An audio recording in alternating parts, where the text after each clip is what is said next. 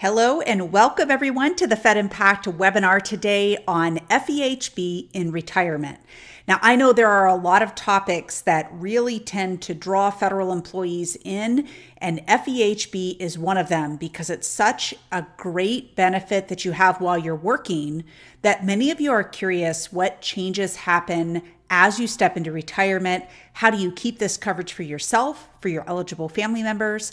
What are the things that we should expect to change? What are some things that we don't expect to change? And how we bring all that together so that it makes sense. So I'm super glad that you're here and ready to learn more about how this important benefit works in retirement. So you guys know me. I'm Chris Kowalik, the founder of ProFeds. Of course, we've got our retirement workshop. That's our flagship program where we go out and train thousands of federal employees every year on their retirement, all of the different benefits, of course, FEHB being a huge part of that. And so we're excited to bring some of what we have in the workshop to you and then adding some other kind of perspective here as well in today's webinar. All right, so FEHB in retirement, what federal employees need to know to keep FEHB for themselves and their families. The FEHB program is quite large. We are not going to go through all of the different programs and different carriers and plans and all of that. That would not be good use of our time today. But there are a number of things that we get questions time and time again on FEHB and how it works in retirement. And those are the things that we're going to be covering today. So for our agenda, from an eligibility standpoint, we want you to know the 3 pieces of criteria that you must meet to be eligible to keep FEHB in retirement. We'll break those down a little bit more specifically than what you typically find on the OPM website so that it is more clear what needs to happen to ensure that you are eligible to keep that FEHB program once you leave federal service. Next up, we have dual feds. So these are 2 federal employees married to one another. So we'll talk about how they need to be looking at retaining coverage for each other and what is required and what is not required. We hear lots of rumors about how this part works, and so we're going to set the record straight today. Next up are family members. We want to know how to retain and add coverage for family members in retirement, and then changes. So modifications to carriers' plans, and who's under the FEHB plan in retirement. Like, how can you still affect those changes like you do right now in the plan itself? So what this webinar will not cover, we are not going to be able to cover the hundreds of health insurance plans under the FEHB umbrella. We are not going to do a big dive into Medicare or all the little tentacles that FEHB really gets into. We're going to touch on some of the highlights of those areas, but those sections really belong in another webinar or another type of training platform. Otherwise, this thing will be 4 hours long and it will simply be too much to be able to absorb. So we're going to stay nice and focused on being able to retain FEHB in retirement and what some of those nuances look like as you make that transition. All right, so let's start with the most critical piece of this, which are the 3 criteria that you must meet to keep FEHB in retirement. And keep in mind, you must meet all 3. It's not an either or, it's an all. Okay, so number 1, you must retire under an immediate pension. We'll describe what that is in greater detail here in just a moment. Second, you must be enrolled in the FEHB program on the day that you retire. And third, you must have been enrolled in the FEHB program for 5 years immediately prior to your retirement date. Let's jump into the first one. Number 1, you must retire under an immediate pension. Well, what does immediate mean?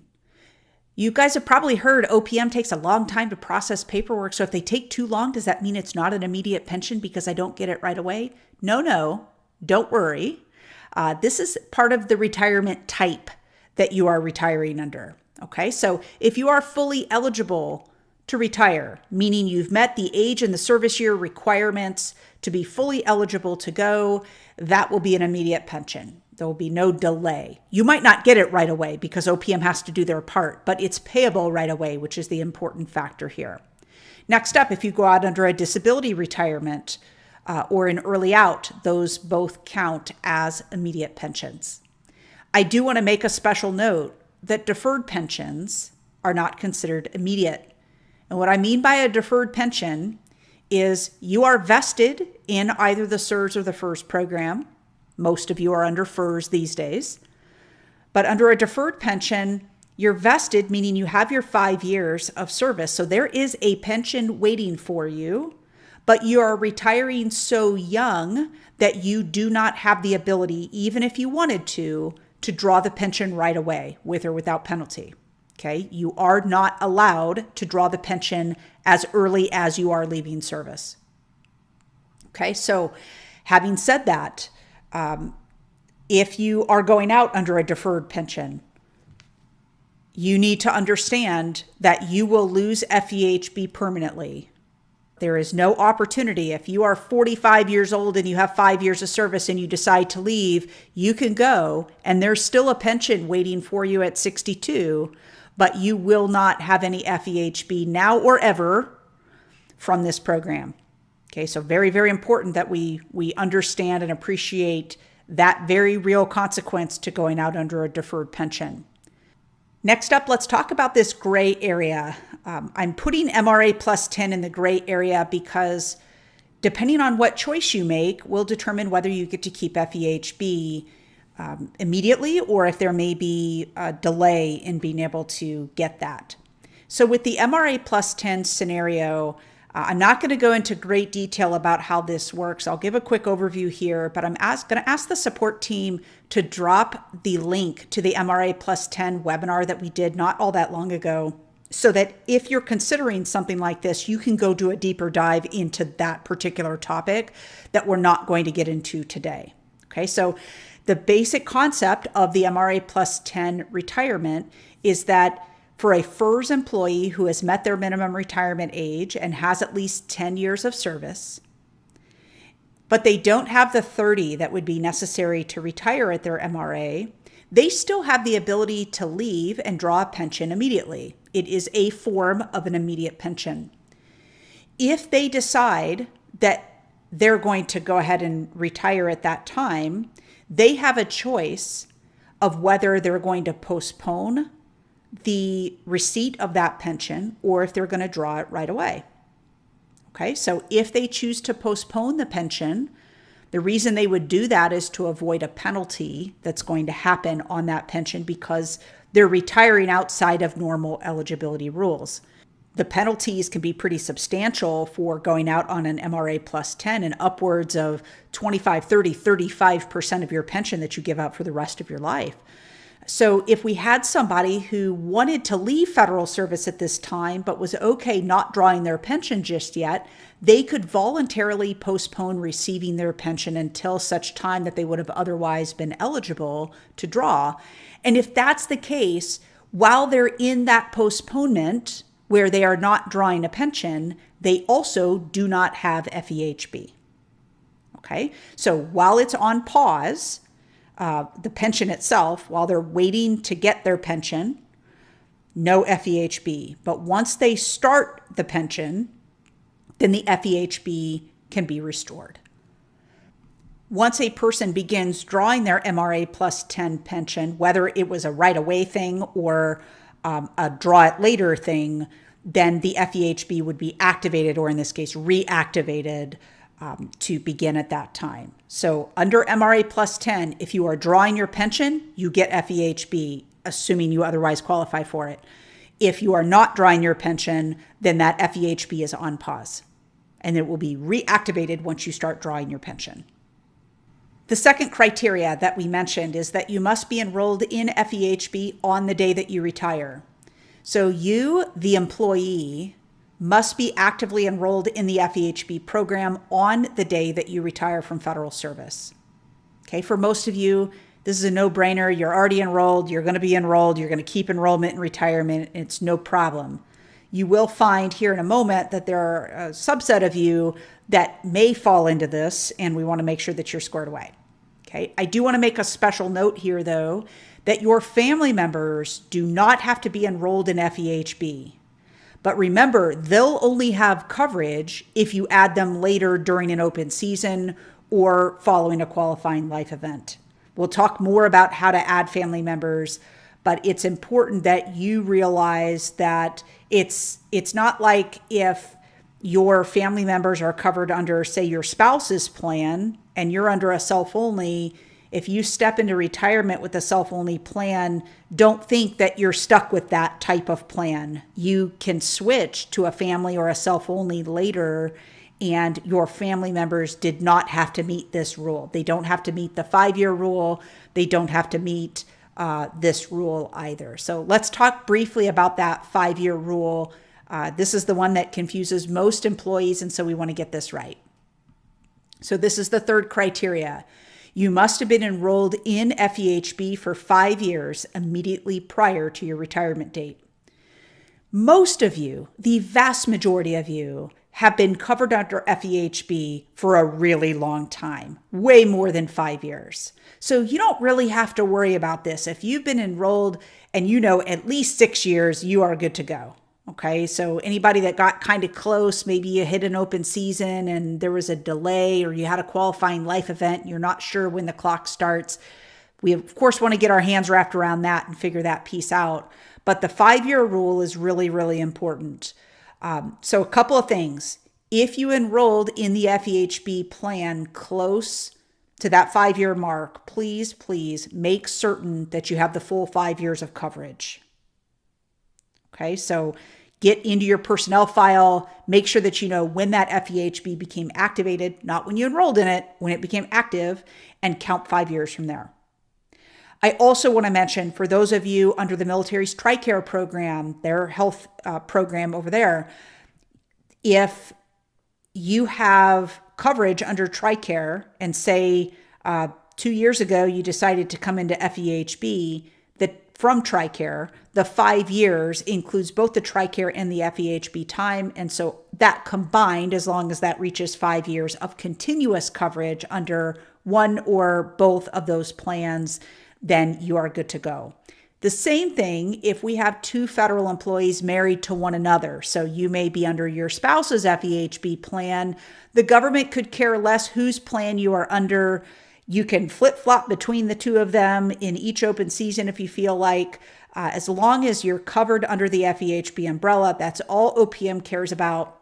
And so we want to make sure that that 5-year rule stands for two feds married to one another. We'll talk more about that group here in just a moment, but definitely important that we understand that time on TRICARE and time under a spouse's FEHB plan counts.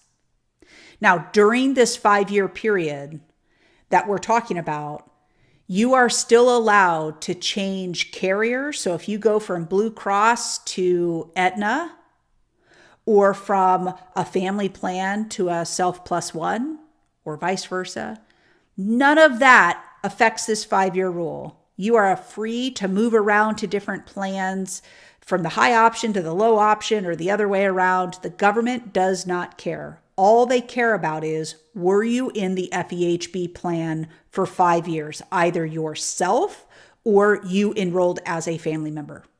That's all they care about. It will not restart your 5-year clock. This is by far the biggest worry that people have with respect to FEHB, because frankly, most people have already been in for 5 years. They're not worried about that, but they're thinking, oh man, that change I made 2 years ago, is that going to affect this? And I assure you it will not. All right, so I'm going to rewind a little bit and talk about that TRICARE program. So if we have some of you on the call today who are under the military's TRICARE health program, that can satisfy that 5-year rule for continuing FEHB in retirement. It is important, though, remember there are 3 criteria. The 5-year rule is just one of them. So you still had to have been enrolled in FEHB on the day that you retire from federal service in order to have the option to have FEHB in retirement. Okay, if you're already eligible for TRICARE, chances are you're retired military, and so that part doesn't change. You're going to retain your access to TRICARE. The question is, do you also want to retain the right to keep FEHB in retirement alongside TRICARE, or to be able to toggle between the two of them? You have that ability as long as you have met the other two requirements. So TRICARE can help you meet the 5-year rule, but you still have to be enrolled in FEHB on the day that you retire, and you still must retire under an immediate pension, like we mentioned in the first two pieces of criteria. A lot of people ask, well, TRICARE is pretty great. Why would I want FEHB? TRICARE is way less expensive than FEHB, and it's worked really great for me and my family. And all of that might be true. Now, it might not be true in the future. If you happen to live in an area where there are a lot of providers who accept TRICARE, then you probably have no problem getting care in your network. But if you happen to move to an area that maybe isn't as military friendly and they don't have that participating network of providers, you may find that the FEHB plan is a better alternative for you to be able to use during that season of your life.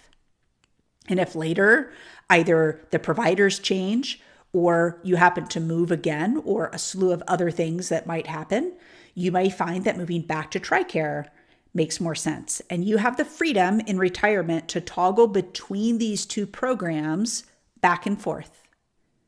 Okay, as long as you retain your eligibility for TRICARE and you have met the 3 criteria for keeping FEHB in retirement. So you would simply, what we call, suspend your FEHB to go to TRICARE, and then you do the same to return back. You re-enroll in FEHB to flip the switch back on, and you can go on, off for the rest of your life if you choose to for FEHB. At least you have the ability to retain that coverage if it's needed. Okay, many people don't ever come back to FEHB in this scenario, but they like the idea that they have the freedom to do so if necessary. All right, the other group of people that we mentioned in the 5-year rule was if you have a spouse who is also a federal employee, how does that work? So 2 federal employees married to one another can be under 2 separate self-only plans. They could be under a self+1 or under a self+ family plan. The government does not care. Now, if there are no eligible children, it's typically cheaper for 2 federal employees married to one another to be under 2 self-only plans, simply because that's the way the premiums are structured. It's a little bit cheaper because the government doesn't realize if you're under a self+1 plan that one of you or that both of you is a Fed. So they're not giving you a discount of whatever it would have been if you were under 2 self-only plans. If you want those premiums, you have to enroll in those plans. So we get that question a fair amount of, well, do I need to combine? Like now, if we're under 2 self-only plans, how does the other person retain FEHB coverage? Or if we're in a combined family plan or self+1 plan, does it mean I have to do something special for my surviving spouse, even though they're also a Fed, right? Those are the types of questions that we get. So here's the deal.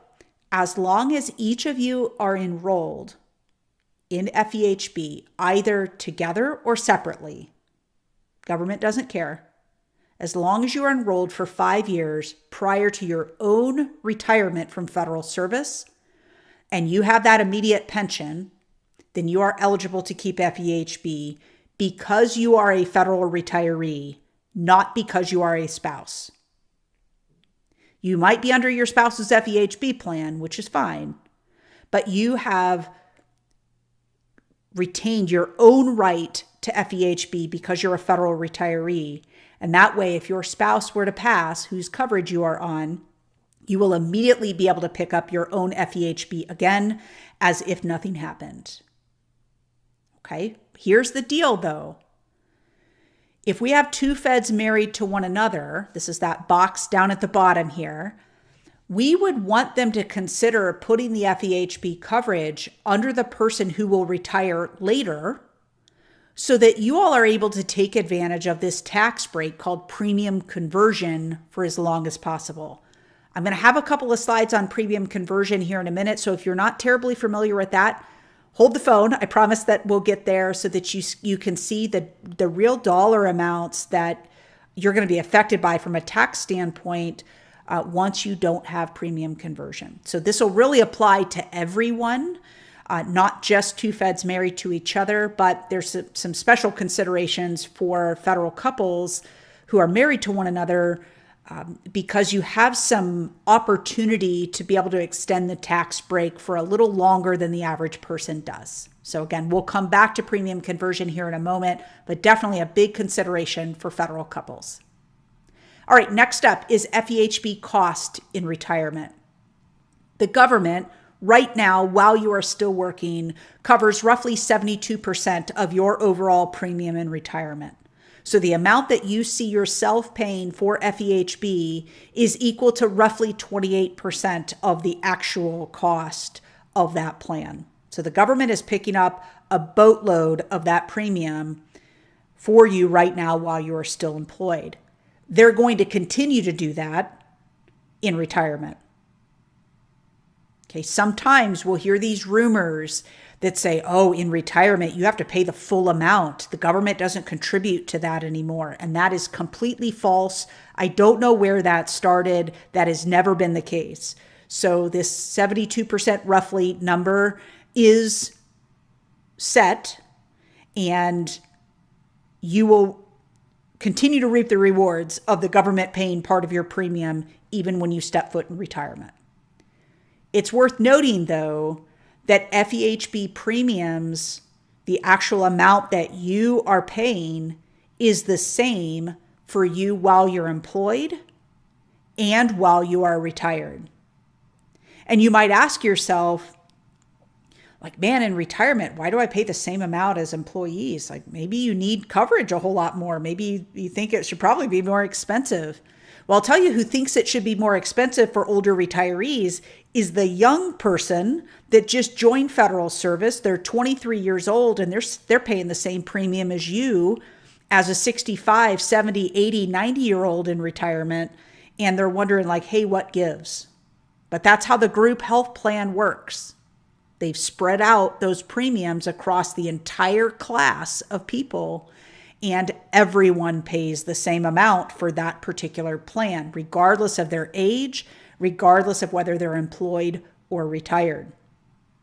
Okay, so we just need to understand it's the way it works. We don't have to like it, but we do have to understand that that is the way the FEHB plan is structured.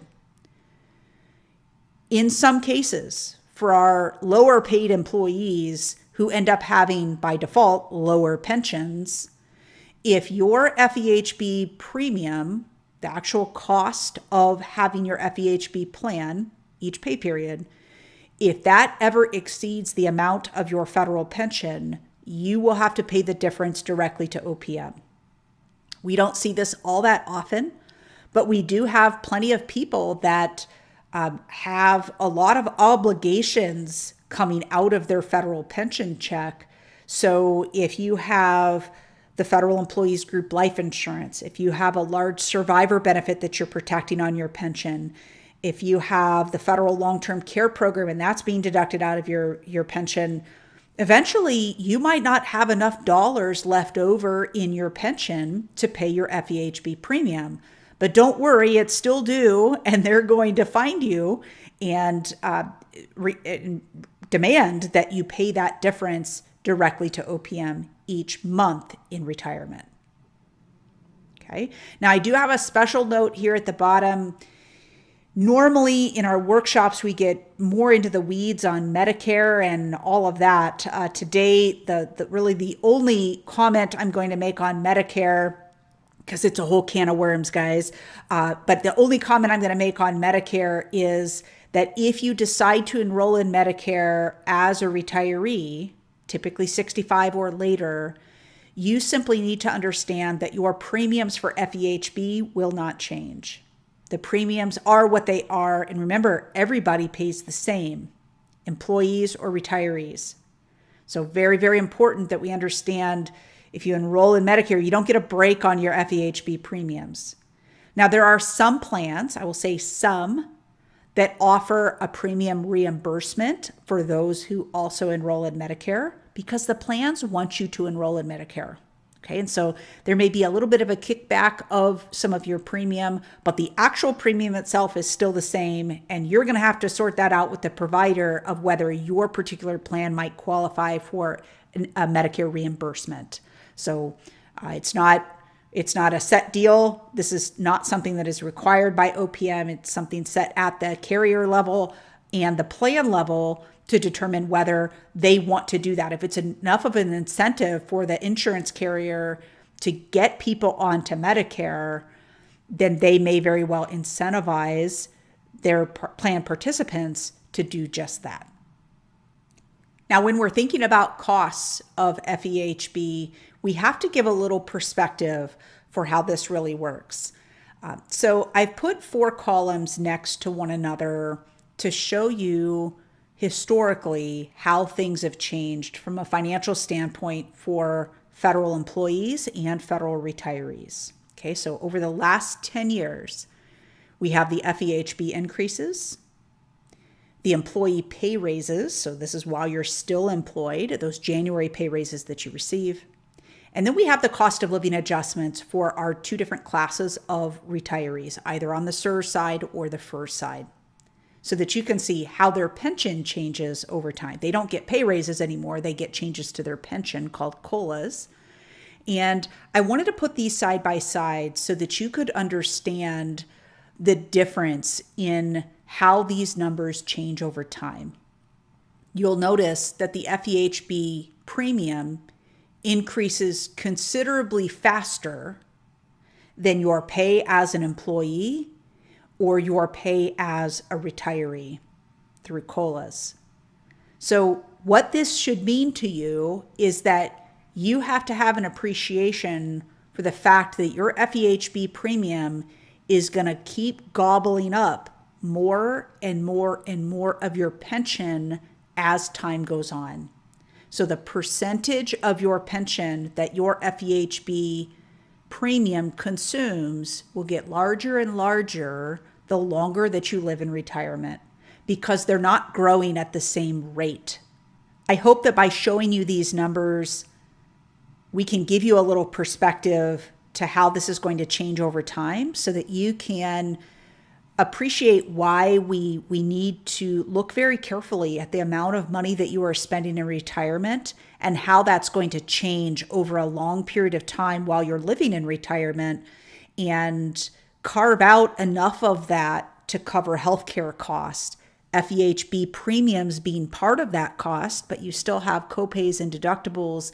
Then we have Medicare, and we've got a lot of working parts in all of this that tend to gobble up a lot of a retiree's paycheck, whether you're a federal employee or otherwise. So definitely this slide I know is not one that probably makes any of you happy, but it is important to realize that that the numbers are there and we have to face them or suffer the consequences of being surprised that we don't have enough money hitting our bank account after we've paid for all of our expenses. All right, next up, let's talk about premium conversion. So I mentioned this a few slides ago with respect to 2 feds married to one another, but this particular slide and the next one affect everyone, okay? Regardless whether you're married, whether you're married to another fed, doesn't matter. This is going to apply to everyone. So this concept called premium conversion is a huge tax perk while you are working. Here's how it works. I'm going to show you an example here in just a second. While you are working, you pay your FEHB premiums with pre-tax dollars, meaning that the money that you pay to, say, Blue Cross Blue Shield doesn't get reported as income to you for tax purposes. So it's like you are never paid that money. So you don't owe tax on the amount of money that is going to the FEHB carrier. Okay, that's what the pre-tax is. In retirement, though, you will pay your FEHB premiums with after-tax dollars, meaning that premium Before it goes to the carrier, it's coming to you first as the retiree. You have to claim it as income, and then you stroke the check to go out to the carrier. So now, and you don't literally stroke a check, it's going to automatically come out of your check, but you now have to claim that as income on your tax return. So in order to put some numbers to this, I want to give you an example. There's going to be a lot going on this slide, so hang on with me. On the right-hand side, let's walk through this logic. Let's say you're in a 24% tax bracket. You've got the Blue Cross Blue Shield, the high Self+1 plan. Okay, so it's the standard plan, which is the high plan. You can go to out-of-network providers, in-network providers, all that good stuff. And it's you and your spouse covered. Your premium is $87.58 per year. That's the current 2024 rate for the Blue Cross Blue Shield high Self+1. Okay, so while you're working, that $87.58 bounces off of you. It is not reported as income, and it goes to Blue Cross. But once you step into retirement, now that money that's coming to you, the $87.58, now has to be claimed as income. So in order to have $87.58 a year to pay to Blue Cross, you have to have 24% more than that, or $11,524, which means that there's a $2,766 tax increase to you because you now owe tax on this money. Okay, this is something a lot of people don't even know is happening right now while you're employed, but it's such a big perk. And I wish the government would make it a bigger deal, because this is a really cool feature that you have. And I don't know that many people appreciate what it's doing. It's insulating a big chunk of money from being taxed year over year over year to you. But most people don't understand is how that changes in retirement. So if I take that $11,524 that I'm receiving in my pension, or any other method that I might be receiving it, in order for me to have $87.58 afterwards, I have to start with that $11,524, because my 24% tax bracket is going to take 24% off of that, and that's the $27.66. Okay, so it's going to take a bigger chunk of your money to satisfy the same premium because Uncle Sam wants his part in the transaction. Now, you're going to pay all that when it comes time to pay your taxes in April when you go to file. But at the same time, you need to realize, man, I thought, why did my taxes go up so much this year? This is one of those just hidden pieces that you don't even really understand what's happening. But it is very real that you are going to have a bigger tax burden because you are stepping into retirement. Just remember, the premium itself did not change. It just feels more expensive because now it's taxable money that you're paying those dollars with versus pre-tax money. Okay, hopefully that's helpful. Premium conversion is a big deal. And my reference to federal couples, so feds married to one another, is putting the FEHB coverage under the person who's going to retire last. Because, man, if you can avoid paying taxes for maybe another couple of years, if one of you is going to stay on and work a little bit longer, you might as well do that. Move over to the person who's going to retire last to their FEHB plan. And then later, once both of you are retired, if you want to separate back out into two self-onlys or whatever you want to do, you're welcome to do that. But at least get away from this tax burden for the time being that one of you is still employed. All right, next up, let's talk about open seasons. So you guys know every November, December, there is an open season that happens in the FEHB plan.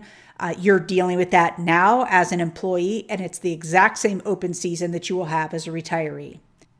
During that time, you are able to sign up or cancel coverage. You're able to change who's covered by changing from a self-only to a self+1 to a self+ family plan.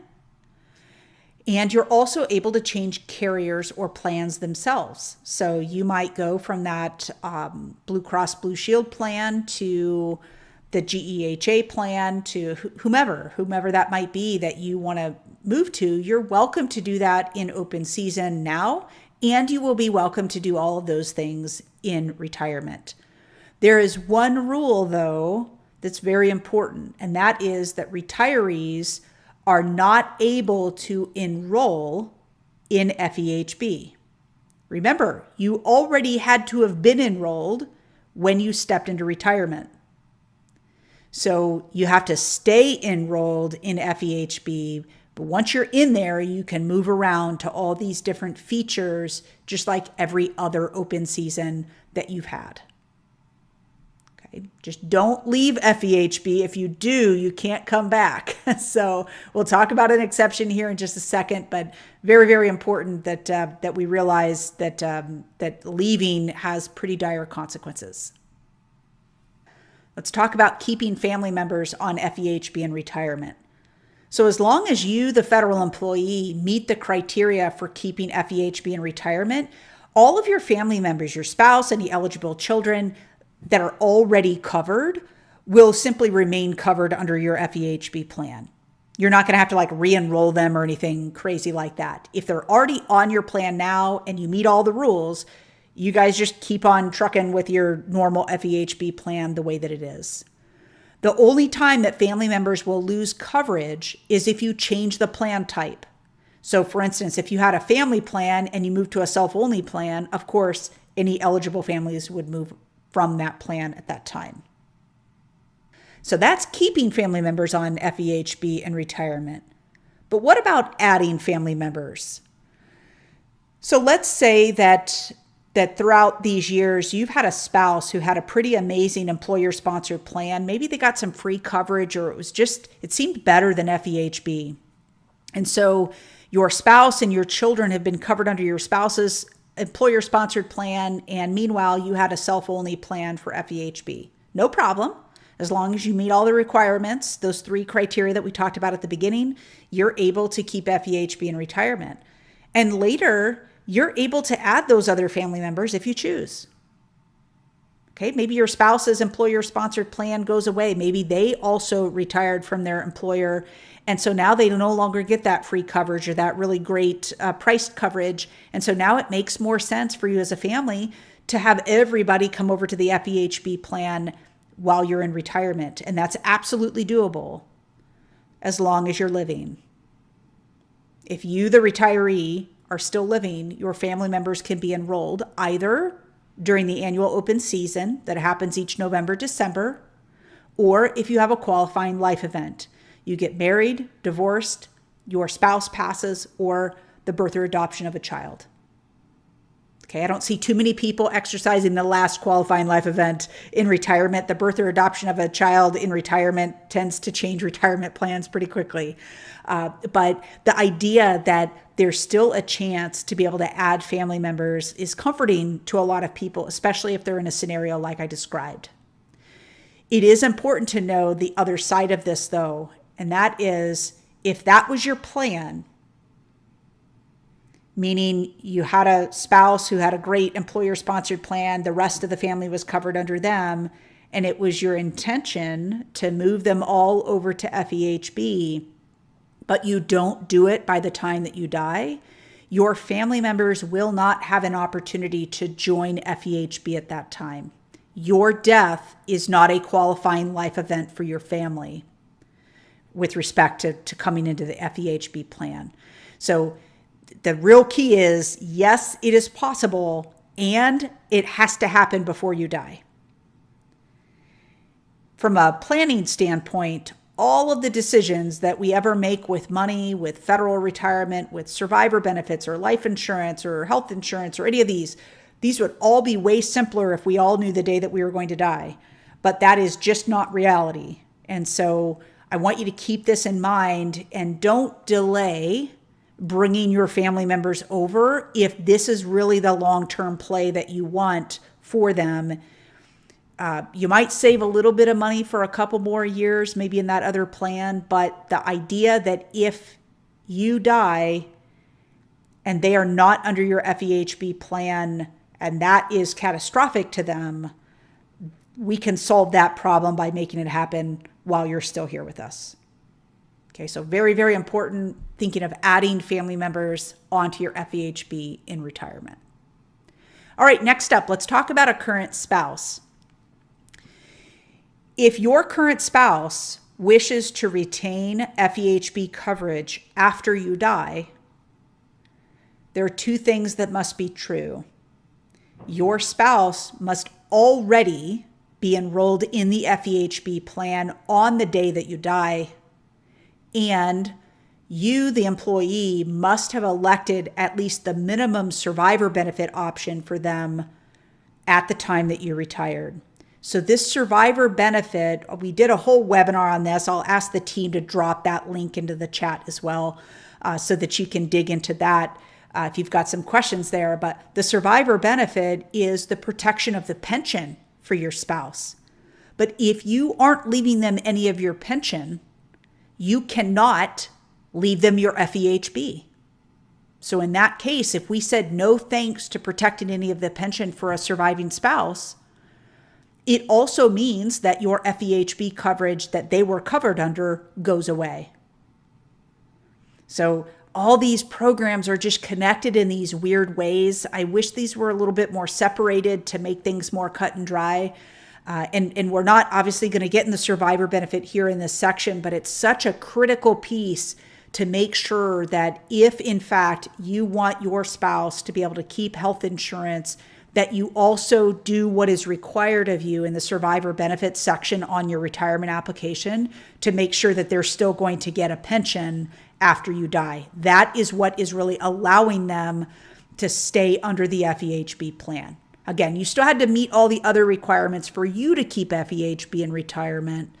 Then once you die, as long as your spouse was under your plan and you made them at least a minimum survivor annuitant for your pension, then they are good to go to retain your health insurance after you're gone. Okay, we hear this confused all the time. People think that if you don't select a survivor benefit, then your spouse loses health insurance right away while you're still living in retirement. That's not true. That is just a rumor. That's something that people leave out important facts and they say things a little bit the wrong way, and then the wrong people hear it, and then that spreads. We hear that all the time, but it's important to us to lay out these facts of how your current spouse can retain health insurance after you die so that there's no confusion. Okay, again, we're going to drop that link of the survivor benefit webinar that we did into the chat so that you have that as well. All right, let's wrap up today's session. FEHB is a super important benefit that you have right now as an employee, and it's even more important to you as a retiree because we know our health tends to need more attention once we retire. So please take great care to ensure that you are eligible to keep it. Make sure that you have those 3 criteria met. First, making sure that you retire on an immediate pension. Second, that you're enrolled in FEHB at the time that you retire. And third, that you meet the 5-year rule, that you are enrolled in FEHB for at least 5 years immediately prior to retirement to be able to keep that coverage. Okay, very, very important. And then, of course, looking to your family members of who needs to have that coverage and doing the steps required to make certain that they get to keep that coverage as well. Quick reminder, FEHB premiums for employees and retirees are the exact same, but keep in mind that retirees have to pay tax on their premium, which makes it feel way more expensive. So we have to be prepared for that as we're thinking about that bigger retirement spending plan that we have. Next up, you are able to continue to change your coverage in retirement. You can switch around different plans, change who's covered, which type of plan you're under, what carrier you're under. All of those things are open primarily during open season, unless you have one of those qualifying life events in retirement.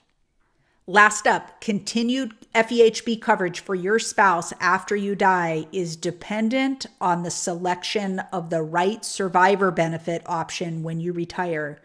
We have to at least leave them something under the survivor benefit plan. So some part of your pension For all of our FERS employees listening, that's 25% of your pension that you have to leave for a surviving spouse to be able to keep that health insurance. You might want to leave more than that, which makes this kind of a moot point. But if you have some other plan to leave money to them and you say, nah, I don't want to do it through the government plan, you just need to be fully aware that if you say no thank you to the survivor benefit plan, your spouse will immediately lose FEHB when you die.